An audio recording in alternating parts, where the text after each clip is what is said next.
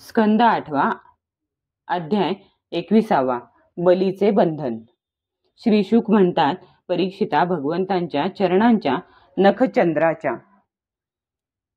कांतीने सत्यलोकाचे तेज फिके पडलेले पाहून त्या तेजाने व्याप्त ब्रह्मदेव, मरीची इत्यादी ऋषी, सनंदन इत्यादी नैष्टिक ब्रह्मचारी व योगी यांच्यासह भगवंतांच्या चरणकमलाला सामोरे आले. वेद, उपवेद, नियम, यम, तर्क, इतिहास, वेदांगे आणि पुराण संहिता तसेच ज्या लोकांनी योगरूप वायूने ज्ञानाग्नी प्रज्वलित करून कर्ममळ भस्म करून टाकला, ते महात्मे या चरणकमलांच्या स्मरणाच्या महिम्याने जे सर्वजण कर्माच्या द्वारा प्राप्त न होणाऱ्या सत्यलोकात पोहोचले होते, ते अशा सर्वांनी भगवंतांच्या चरणांना वंदन केले. भगवंतांच्या नाभी कमळांपासून उत्पन्न झालेल्या पवित्र कीर्ती ब्रह्मदेवांनी स्वतः भगवंतांच्या वर आलेल्या चरणांचे अर्घ्यपाद्यादिकांनी पूजन केले आणि भक्तिभावाने त्यांची स्तुती केली.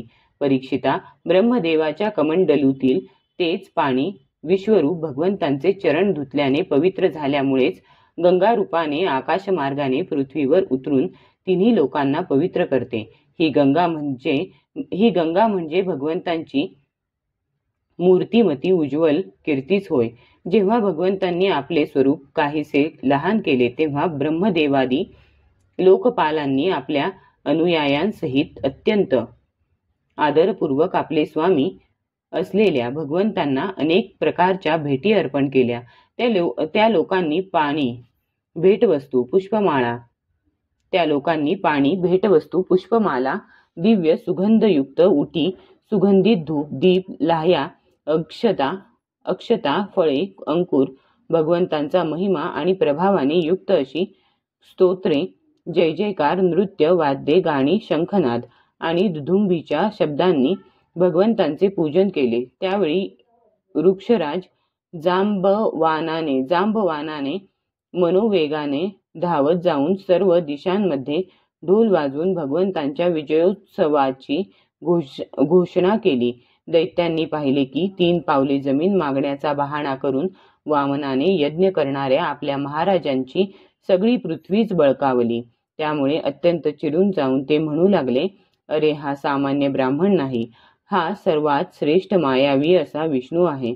ब्राह्मणाच्या रूपात लपून राहून हा देवांचे काम करू इच्छितो. जेव्हा आमच्या स्वामींनी यज्ञदीक्षा घेऊन कोणालाही दंड करणे सोडून दिले, तेव्हा या शत्रूने ब्रह्मचार्याचा वेश धारण करून अगोदर विनंती केली आणि नंतर मात्र आमचे सर्वस्व हिरावून घेतले. आमचे स्वामी नेहमीच सत्यनिष्ठ आहेत, शिवाय यज्ञामध्ये दीक्षित आहेत. तसेच ते ब्राह्मण भक्त असून दयाळू आहेत, म्हणून ते कधी खोटे बोलू शकत नाहीत. अशा परिस्थितीत या शत्रूला मारणे हाच आमचा धर्म आहे. त्यामुळे आपल्या स्वामींची सेवा केल्यासारखेच आहे असा विचार करून बलीच्या सेवक असुरांनी आपापली शस्त्रे उचलली. परीक्षिता, बलीची इच्छा नसताना सुद्धा ते सर्वजण अतिशय संतापाने त्रिशूल, पट्टे घेऊन वामनांना मारण्यासाठी त्यांच्यावर तुटून पडले. परीक्षिता, जेव्हा भगवंतांच्या पार्षदांनी पाहिले की दैत्यांचे सेनापती आक्रमण करण्यासाठी धावून येत आहेत, तेव्हा तुच्छतेने हसून त्यांनी आपापली शस्त्रे उचलली आणि त्यांना रोखून धरले. नंद, सुनंद, जय, विजय, प्रबल, बल, कुमुदाक्ष, विश्वक्सेन, गरुड, जयंत, श्रुतदेव, पुष्पदंत आणि सात्वत हे 10,000 हत्तींचे बळ असणारे पार्षद असुरांच्या सेनेचा संहार करू लागले. ते पार्षद आपल्या सैनिकांना मारित आहेत आणि तेही संतापलेले आहेत असे पाहून बलीने शुक्राचार्यांनी दिलेला शाप आठवून त्यांना युद्धापासून परावृत्त केले.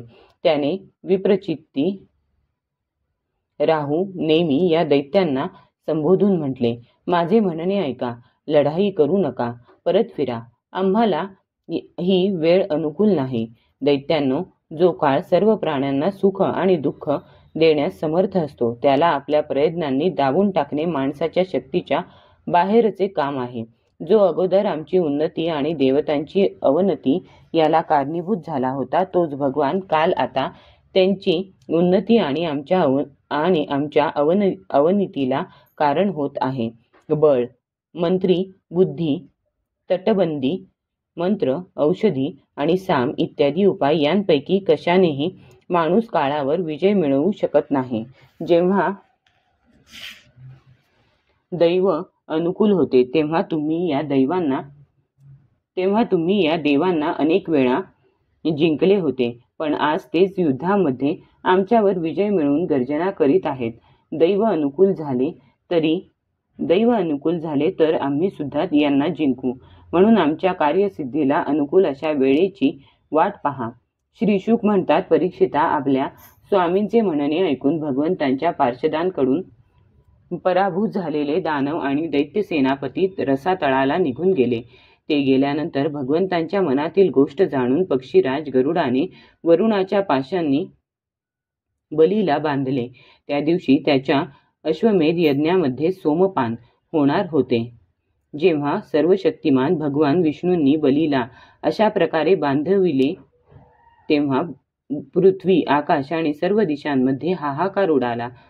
जरी वरुणाच्या पाशाने बली बांधला गेला होता, जरी त्याची संपत्ती गेली होती, तरी सुद्धा त्याची बुद्धी स्थिर होती आणि लोक त्याच्या उदार यशाचे गायन करीत होते.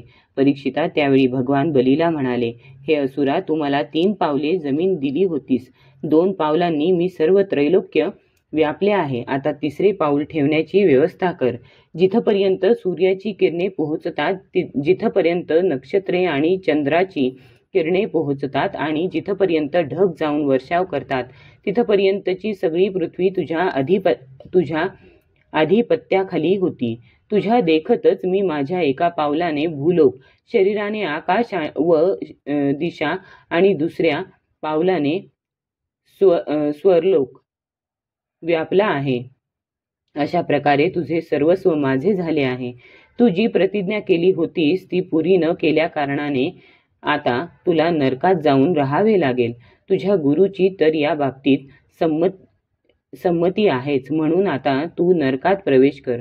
जो याचकाला देण्याची प्रतिज्ञा करून नंतर नाकारतो आणि अशा प्रकारे त्याला फसवतो, त्याचे सर्व मनोरथ व्यर्थ होतात. स्वर्गाची गोष्ट तर दूरच, पण त्याला नरकात पडावे लागते. मी मोठा संपत्तीमान आहे, या गोष्टीचा तुला फार गर्व होता. तू मला देतो म्हणून सांगून फसवलेस. असे खोटे बोलण्याचे फळ म्हणून तू काही वर्षेपर्यंत नरकयातना भोग. अध्याय 21 समाप्त.